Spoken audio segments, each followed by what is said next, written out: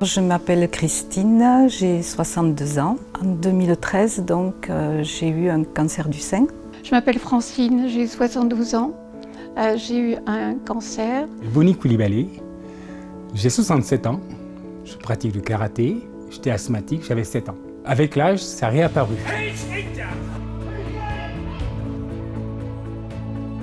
J'ai eu la chance et le bonheur d'intégrer un cours de karaté. Je ne suis pas un grand sportif, en fait, mais le karaté fait partie de ma vie, ça a toujours fait partie de ma vie. Ça a été une découverte pour moi avec le sport en général que je n'avais jamais pratiqué de ma vie. Dans le karaté, où il faut regarder droit devant, se tenir droit, c'est le geste juste au bon moment, fait travailler la mémoire, fait travailler la coordination des membres, puis ça fait travailler les muscles profonds.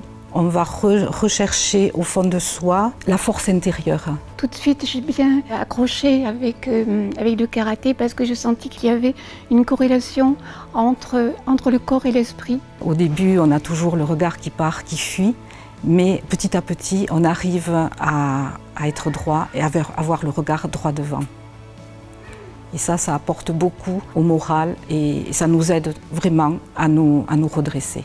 Se défendre, d'une part, et se défendre pas toujours contre les autres, mais parfois contre soi-même, contre ses propres faiblesses, contre les moments où on a envie de baisser les bras. Et c'est ça aussi qui était important que j'ai rencontré dans le karaté, c'est l'humilité, c'est le respect à soi, aux autres, avoir des principes, une discipline de vie personnelle, mais de vie sociale en communauté aussi.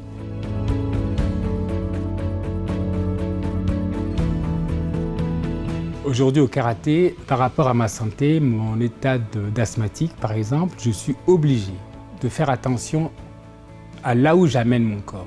Mes entraîneurs sont non seulement vigilants par rapport à ça, mais ils font attention. Toujours dans la bienveillance, nous corriger dans le geste. Ils nous aident à retrouver une confiance en soi. Il y a une bienveillance à la fois des profs et une bienveillance entre nous. Il y a une solidarité entre les élèves à tous les niveaux, depuis les plus petits jusqu'aux plus grands.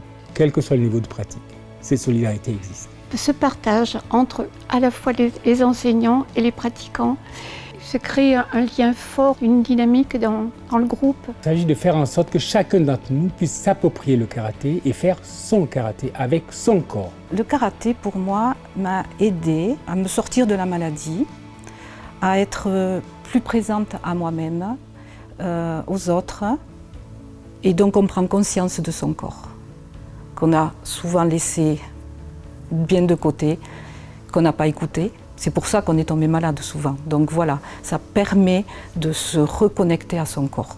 De faire autre chose, continuer à ressentir la vie dans mon corps.